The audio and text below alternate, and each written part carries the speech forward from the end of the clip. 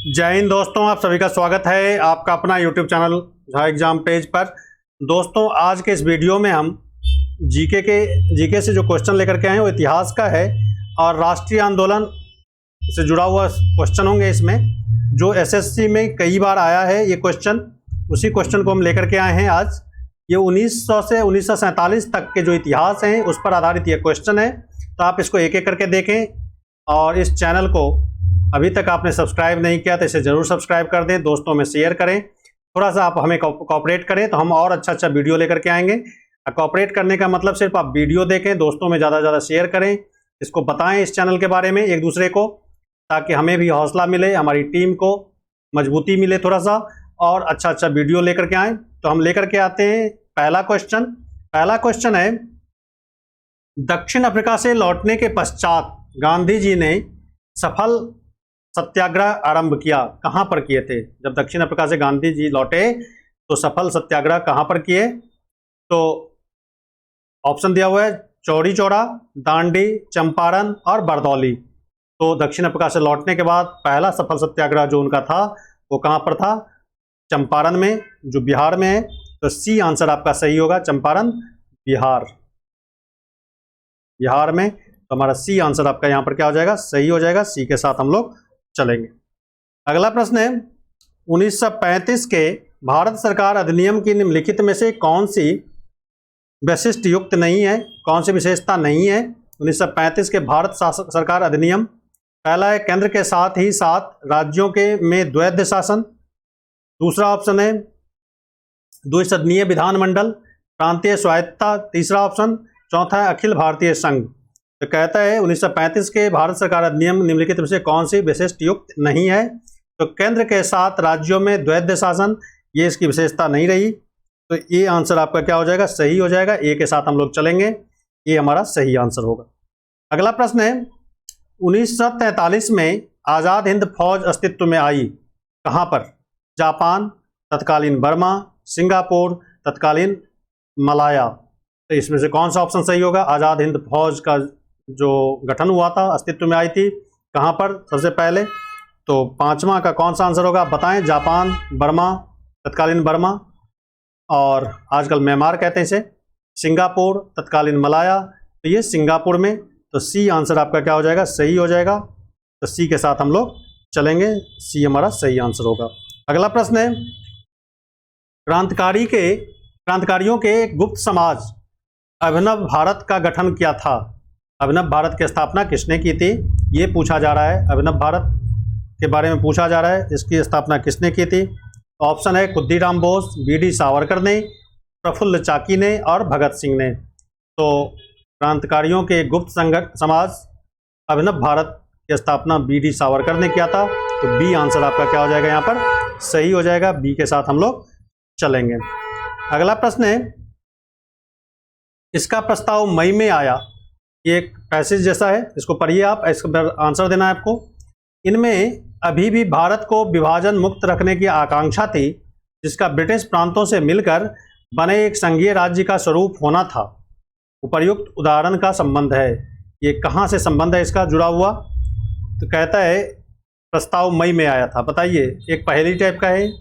ये प्रस्ताव मई में आया और इसमें भारत को विभाजन मुक्त रखने की आकांक्षा थी कि भारत में विभाजन न हो, जिसका ब्रिटिश प्रांतों से मिलाकर बने एक संघीय राज्य का स्वरूप होना है। जो भी ब्रिटिश प्रांत थे उस समय, ब्रिटिश के अधीन थे जो प्रांत, उसको मिलाकर के एक प्रांत बनाना था। उपयुक्त उदाहरण का संबंध किससे है? ऑप्शन दिया हुआ है यहाँ पर, Simon commission, Gandhi Irwin pact से, क्रिप्स मिशन से और कैबिनेट मिशन से। तो ये जो सुझाव था, ये जो प्रस्ताव था वो कैबिनेट मिशन का था। तो डी आंसर आपका क्या हो जाएगा? यहाँ पर सही हो जाएगा। डी के साथ हम लोग यहाँ पर चलेंगे। तो डी हमारा सही आंसर होगा। अगला प्रश्न है, किस भारतीय राष्ट्रवादी नेता ने जर्मनी और ब्रिटेन के बीच युद्ध को एक ऐसे ईश्वर प्रदत्त अवसर के रूप में देखा जिसमें भारतीयों को उस स्थिति का अपने हित में लाभ उठाने का मौका मिला? जर्मनी और ब्रिटेन के बीच जो युद्ध हुआ था उसको एक अवसर के रूप में देखा। कौन से नेता थे ऐसे जो समझते थे कि ये भारतीयों के हित में है, जर्मनी और ब्रिटेन का युद्ध?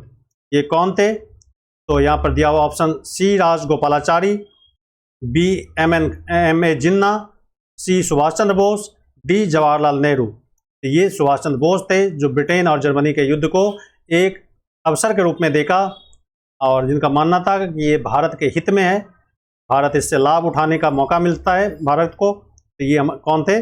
सुभाष चंद्र बोस थे। तो इसका आंसर क्या हो जाएगा?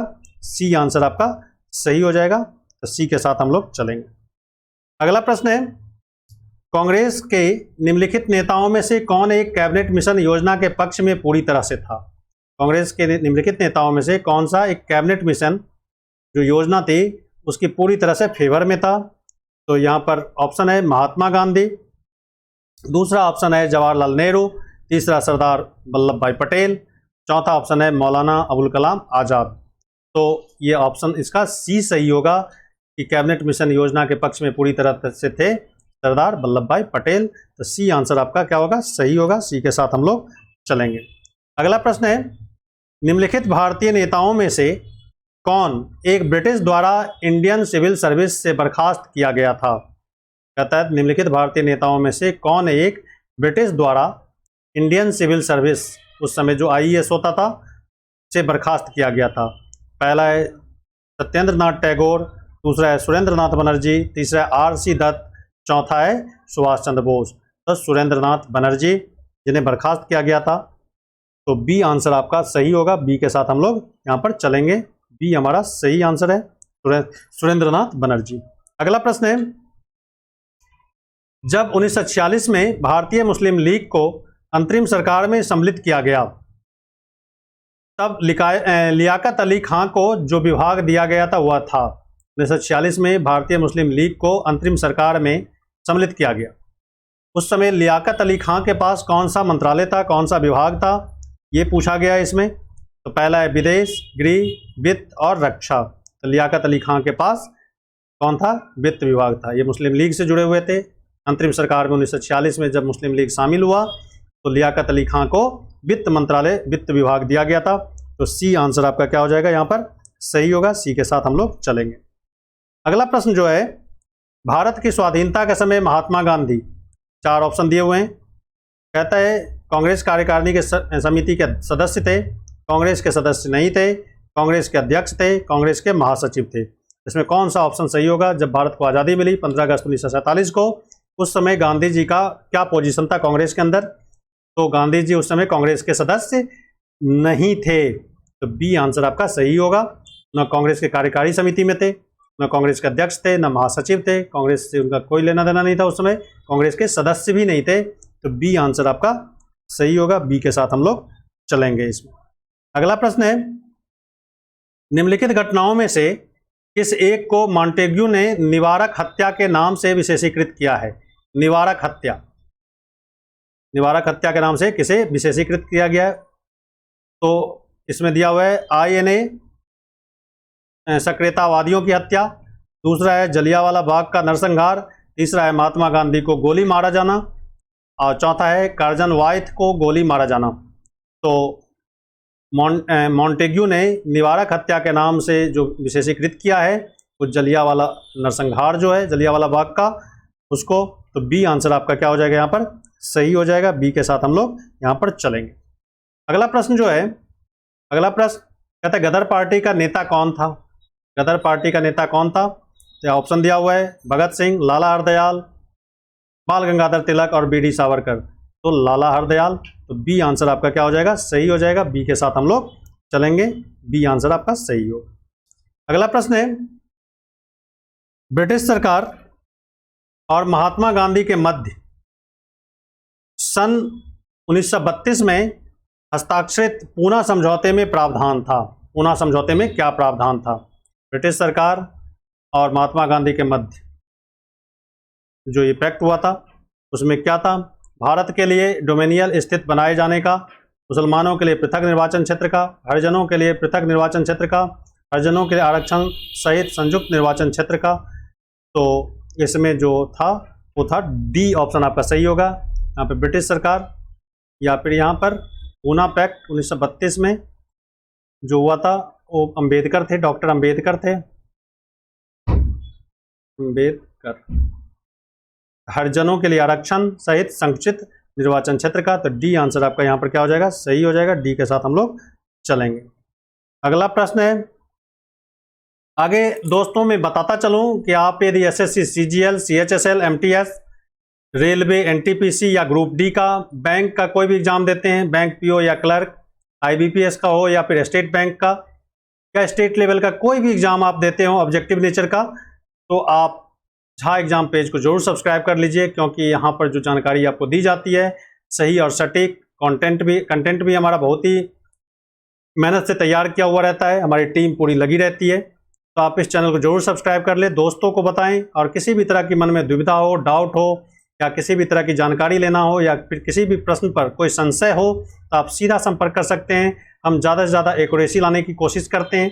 फिर भी कोई यदि त्रुटि रह जाए तो आप हमें कमेंट करके ज़रूर बताएं, ताकि हम और अच्छा वीडियो लेकर के आएँ। हम और यदि किसी प्रश्न में कोई आंसर यदि आपको गलत दिखता हो या फिर किसी पर डाउट होता हो तो आप ज़रूर हमें कमेंट करके बताएं, ताकि हम उसे सुधार कर सकें और आपकी तैयारी में हमारा भी योगदान आप शामिल हो सके। तो आप निश्चित रूप से हम इस चैनल को सब्सक्राइब कर लें। तो हम लेते हैं अगला क्वेश्चन। कहता है the article and revolutionary crime act 1919 को सामान्य बोलचाल में क्या कहा जाता है? The article and revolutionary crime act 1919 को क्या कहा जाता है? इसको किस नाम से जाना जाता है? जो पॉपुलर नाम था, Rowlatt act, Pitt's India act, Indian army act और इल्बर्ट बिल। तो इसे रॉलेट एक्ट के नाम से जाना जाता है। आपको पता होगा 1919 में आया था रॉलेट एक्ट, इसका विरोध हुआ था इंडिया में बहुत ज़्यादा। तो the article and revolutionary crime act 1919, ये उसको रॉलेट एक्ट के नाम से भी जानते हैं। तो ए आंसर आपका यहाँ पर क्या हो जाएगा, सही हो जाएगा। ए के साथ हम लोग चलेंगे। अगला प्रश्न जो है, कैबिनेट मिशन योजना के विषय में निम्नलिखित में से कौन सा सही नहीं है? कैबिनेट मिशन योजना के विषय में निम्नलिखित में से कौन सा सही नहीं है? प्रांतीय समूहीकरण, भारतीय सदस्यों वाला अंतरिम मंत्रिमंडल, पाकिस्तान की स्वीकृति, संविधान निर्माण का अधिकार। कैबिनेट मिशन योजना के विषय में निम्नलिखित में से क्या सही नहीं है? पाकिस्तान की स्वीकृति। तो सी आंसर आपका सही होगा। सी के साथ हम चलेंगे यहाँ पर। तो सी आंसर हमारा यहाँ पर सही होगा। अगला प्रश्न है, भारत के स्वतंत्र प्राप्त के बाद निम्नलिखित में से किसने सुझाव दिया था कि भारतीय राष्ट्रीय कांग्रेस को समाप्त कर दिया जाए? आज़ादी मिलने के बाद किस राजनेता ने यह सुझाव दिया था कि आज़ादी मिलने के बाद राष्ट्रीय कांग्रेस को समाप्त कर दिया जाए? इसमें ऑप्शन दिया हुआ है, सी राजगोपालाचारी, आचार्य कृपलानी, महात्मा गांधी और जयप्रकाश नारायण। सी ऑप्शन कौन सा है? महात्मा गांधी। महात्मा गांधी का सुझाव था, विचार था कि आज़ादी मिलने के बाद भारतीय राष्ट्रीय कांग्रेस को समाप्त कर दिया जाए। तो सी आंसर आपका यहाँ पर क्या हो जाएगा, सही हो जाएगा। सी के साथ हम लोग चलेंगे। अगला प्रश्न है, ब्रिटिश सरकार ने महात्मा गांधी को जो उपाधि दी थी वह, जिसे उन्होंने असहयोग आंदोलन में वापस कर दिया था, वह क्या था? ब्रिटिश सरकार ने महात्मा गांधी को जो उपाधि दी थी असहयोग आंदोलन के बाद, असहयोग आंदोलन में उन्होंने वापस कर दिया था, तो कौन सी उपाधि थी? पहला ऑप्शन है हिंद केसरी, केसर ए हिंद, राय बहादुर और राइट ऑनरेबल। तो केसर ए हिंद की उपाधि गांधी को दिया गया था ब्रिटिश सरकार के द्वारा, जिन्हें उन्होंने असहयोग आंदोलन के दौरान वापस कर दिया था, केसर ए हिंद। तो बी आंसर आपका सही होगा। बी के साथ हम लोग चलेंगे। अगला प्रश्न है, जनजातीय लोगों के संबंध में आदिवासी शब्द का प्रयोग किया गया था। जनजातीय लोगों के संबंध में आदिवासी शब्द का प्रयोग किया गया था महात्मा गांधी ने, ठक्कर बापा ने, ज्योतिबा फूले ने, बी आर अम्बेडकर ने। तो आदिवासी शब्द का प्रयोग ठक्कर बापा ने किया था। तो बी आंसर आपका क्या हो जाएगा, सही हो जाएगा, ठक्कर बापा। तो बी आंसर आपका सही होगा यहाँ पर। अगला प्रश्न है, महात्मा गांधी ने 1930 में सविनय अवज्ञा आंदोलन आरंभ किया था। कहाँ से? सेवाग्राम, दांडी, साबरमती, वर्धा। तो महात्मा गांधी ने 1930 में सविनय अवज्ञा आंदोलन शुरू किया था, वो कहाँ से था? दांडी। तो बी आंसर आपका सही होगा। याद रखना, ये पूछा हुआ क्वेश्चन है, एसएससी में कई बार पूछे गए हैं, इसे जरूर याद रखें। तो महात्मा गांधी ने जो सविनय अवज्ञा आंदोलन शुरू किया था, दांडी मार्च के नाम से भी जाना जाता है इसे। अगला प्रश्न है, निम्नलिखित में से कौन सा युग्म सही सुमेलित नहीं है? निम्नलिखित में से कौन सा सही नहीं लगाया गया है? तो यहाँ पर जमनालाल बजाज, वर्धा सत्याग्रह आश्रम, ये भी सही है। दादा भाई नौरोजी मुंबई एसोसिएशन से जुड़े हुए थे। लाला लाजपत राय लाहौर का राष्ट्रीय विद्यालय इससे जुड़े हुए थे। ये भी सही है। बाल गंगाधर तिलक सत्य शोधक समाज, ये नहीं है, तो हमारा आंसर डी ही आंसर सही होगा, बाल गंगाधर तिलक सत्य शोधक समाज। अगला प्रश्न है, चंपारण संघर्ष में निम्नलिखित में से किन्हें महात्मा गांधी का साथ दिया था? चंपारण संघर्ष में गांधी जी के साथ कौन थे? पहला है वल्लभ भाई पटेल और विनोबा भावे, दूसरा है जवाहरलाल नेहरू और राजेंद्र प्रसाद, तीसरा है राजेंद्र प्रसाद और अनुग्रह नारायण सिंह, और तीसरा है महादेव देसाई और मणिबेन पटेल। तो चंपारण सत्याग्रह में राजेंद्र प्रसाद और अनुग्रह नारायण सिंह गांधी जी के साथ थे। तो सी आंसर आपका क्या है? सही है, सी के साथ हम लोग चलेंगे। अगला प्रश्न है, भारतीय कपड़ा बैंकर, कांग्रेसी तथा महात्मा गांधी को निकट सहयोगी, यह उपयुक्त विवरण है। किसका उपयुक्त विवरण है? तो भारतीय कपड़ा व्यापारी, बैंकर, कांग्रेसी और महात्मा गांधी का निकट सहयोगी, ये किसका विवरण है? कौन थे ऐसे जो भारतीय कपड़ा व्यापारी भी थे, एक बैंकर भी थे, कांग्रेसी भी थे और महात्मा गांधी का बहुत ही निकटतम सहयोगी? वो कौन थे? जमनालाल बजाज। तो सी आंसर आपका सही होगा। गांधी जी का पांचवा पुत्र भी कहा जाता था इन्हें। तो सी आंसर आपका सही है, सी के साथ हम लोग यहाँ पर चलेंगे। जमनालाल बजाज जो एक कपड़ा व्यापारी थे, बैंकर भी, कांग्रेसी भी और महात्मा गांधी का निकट सहयोगी। तो सी आंसर आपका सही होगा। अगला प्रश्न है, 1940 में मुस्लिम लीग के अधिवेशन पाकिस्तान के सृजन का प्रस्ताव किसने रखा था?